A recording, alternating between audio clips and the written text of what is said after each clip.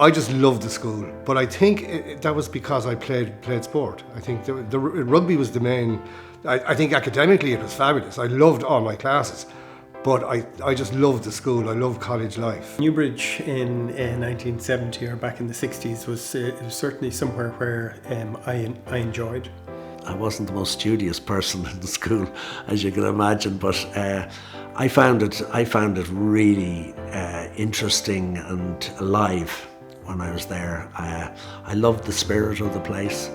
We had come so close in 1969, and I played on the wing in '69, and we were beaten by Mary's. Very unlucky, 9-8 in the semi-final. We had a very good team in '69. It was a very talented team.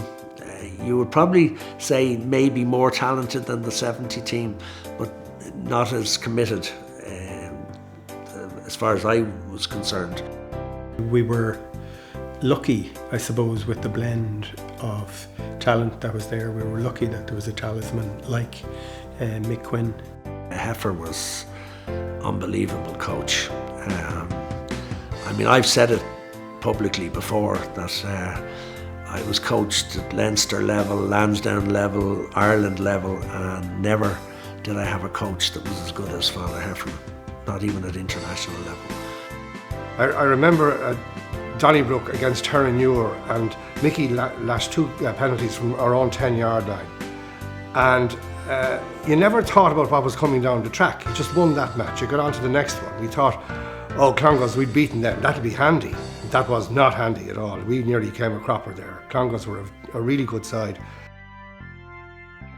Where I really started to believe we could do it was when we went out to the end of Dunleary Pier, where I decided I was going to do my team talk with the lads. It was the way the guys were reacting and the way they'd look at you and the way they were set themselves, you know, for this particular day. I felt that really we had a great chance. I remember walking out through the gate from the Lansdowne end, going onto the pitch, and just seeing the stream of Blackrock guys with the blue and white, sky blue, and just throwing the ball up and down, and the size of them. I mean, we'd played them before, but they looked huge. The David and Goliath thing was something that you had to face because the newspapers had hit on it, you know, rock set for 50-second victory, Newbridge, the total 100-1 underdogs, all of that. We set the template early. You know, we got at them early on, we cut through them, and we scored very early, which gave us a tempo. There was a very, very big wind on the day, like blowing down towards Lansdowne Road. And we were 11-5 up at half-time. And then Father Heffernan comes out at half-time and says, we have them, we're going to beat the living daylights out of them.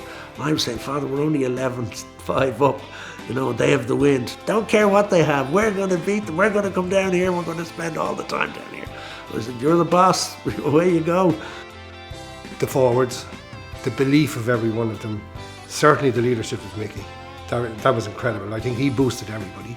Everybody grinded in, but particularly the pack. The pack killed them. And then we tackled like demons.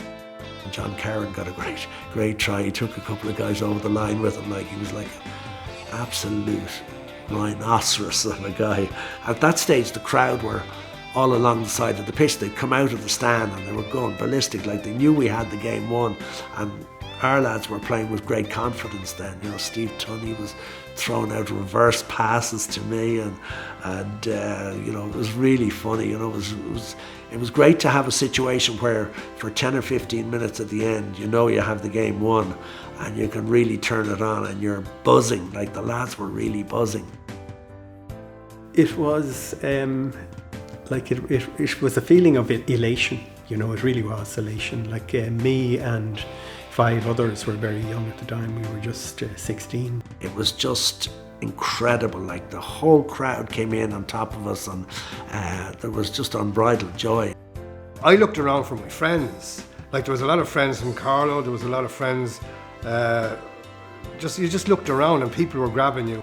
It was such a long wait for it, and we certainly had a great celebration.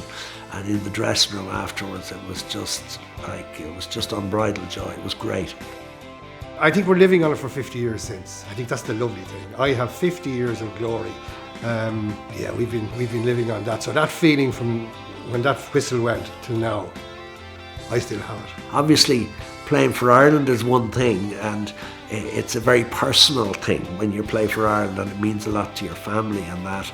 But for me, the most important thing I ever did in rugby was winning the Schools Cup, because I was playing with my peers.